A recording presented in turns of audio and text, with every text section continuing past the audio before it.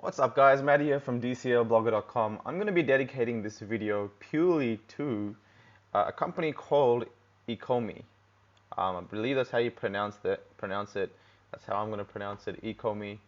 Um, Basically, they're a licensing company bringing digital collectibles to blockchain.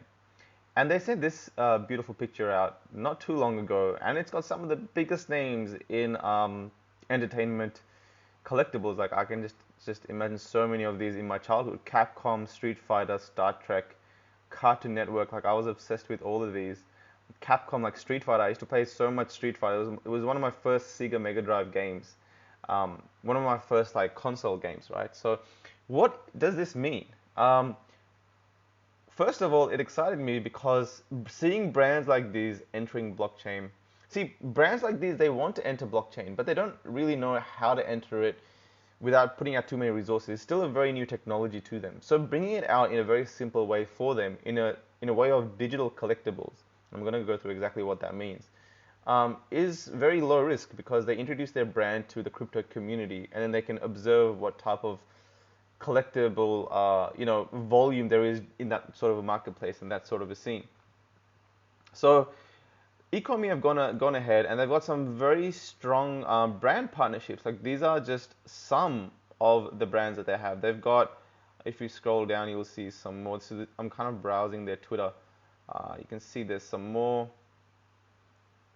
Cartoon Network, Powerpuff Girls, Star Trek again. So many of these are like familiar, right? And some of the people behind this company, um, some of these people behind this company, where was it? Is the guy behind Pokemon that bought Pokemon licensing to, I guess the Western countries. Alfred's success includes Pokemon, Yu-Gi-Oh, Ninja Turtles. Like if you say Pokemon, you're speaking my damn language, man.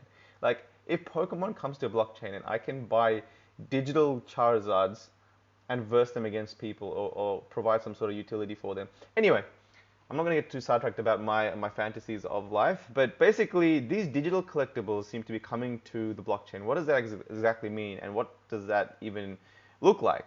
So it seems like they're bringing these collectibles in the form of an app where you can buy these collectibles. You can buy them as rare.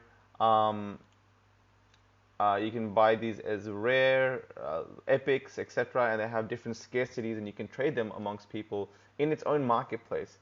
And the question is that as a collectible, I see the value because people have decades of history behind these brands. But with Pokemon cards, I could use them, I could play them, I could verse each other with them. There was a Pokemon trading card game on Game Boy brought out that allowed us to play and verse each other. Like I used to go to my friend's house and play Yu-Gi-Oh and Pokemon cards, and verse each other, uh, you know, play each other with them, right? So there's some sort of utility behind that. So bringing these to blockchain in this sense is a first step, and it seems like they have a couple more things in the pipeline in the sense of gamification. Challenge yourself and other collectors with Ecomi, collect games. With each success, you can level up and win. Okay. Augmented reality seems to be one of their token utilities, as to that's what one of the biggest thing that you'll be able to do with them is actually to view them in AR. So if you look at this video, it looks really cool. So I guess you can own them, store them in your wallet. So this is a wallet, and you can display them through the phone app, I'm assuming, to people through AR. Now it all seems really, really cool. I don't know how enabled AR is amongst people with mobile phones. I believe it's a technology that's getting out there. It's very impressive to look at, very socially shareable, very viral. Like a lot of these videos go quite viral. So it seems sexy. I mean, a lot of this stuff is pretty cool. Why I'm extremely excited about it is because what is this going to mean in the future of digital collectibles? As these guys are kind of bringing these brands to the blockchain, they're kind of providing some sort of a um, a bridge. All right, they're bridging the gap between bringing approaching these brands, showing them the power of blockchain, bringing them to a start of a blockchain, what it could be on blockchain. So I'm excited to see these brands enter, the trading volume that we have within within the NFT space, because these are going to be collected as NFTs, right? NFTs are non-fungible tokens. They represent each of these tokens, each of these items, and this is going to bring a lot more awareness in the NFT world, which is quite microscopic in the large scheme of things.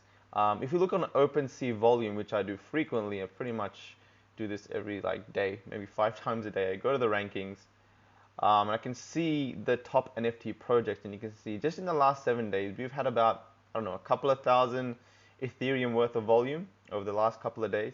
It's very, very minimal. If I do the math on that, it's about $500,000 worth of volume in 7 days. So minimal in all of crypto, let alone all of the world. In Bitcoin, Ethereum, all of them, they do like billions of dollars a week in transactional volume.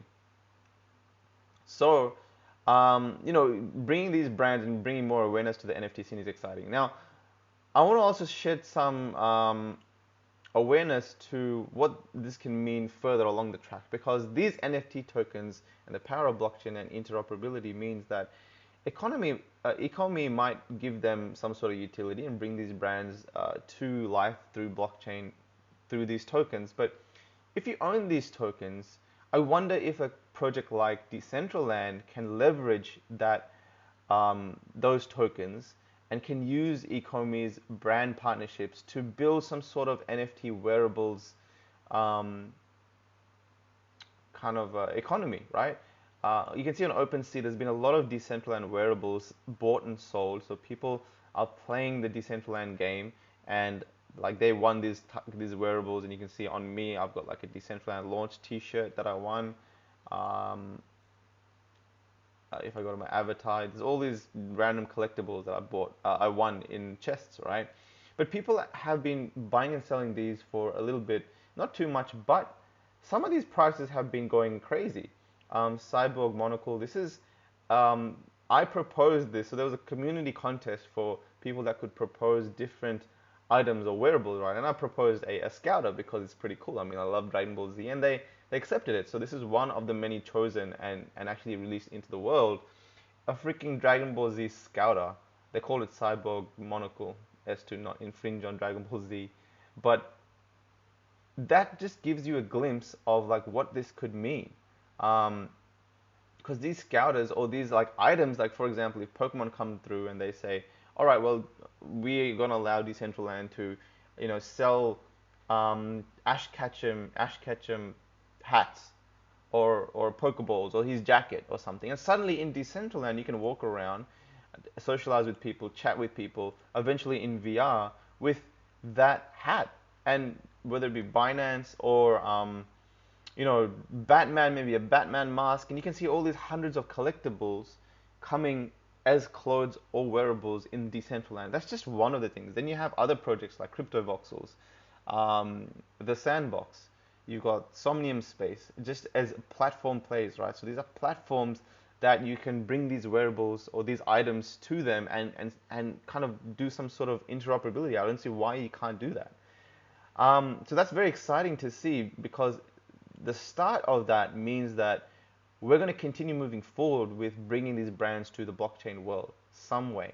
And that only means that these platforms that are enabling this, whether it be Ecomi, whether it be Decentraland, that are going to leverage off this, they're going to build more and more utility to these NFT tokens. So it's going to be exciting for me to see how this space evolves, and the fact that Ecomi is going to come out and bring these wearables, these heavyweight wearables. I mean, like, they are no small deal, guys. Like Cartoon Network, Star Trek, we already know Star Trek's in CSC, Crypto Space Commanders. They've already, entered. They've done like a pre-sale and stuff like that. So, there are companies and games that are coming to blockchain. It's not completely new for them. Street Fighter and stuff like it'd be awesome to collect these things, right? But yeah, very exciting to see this sort of progress.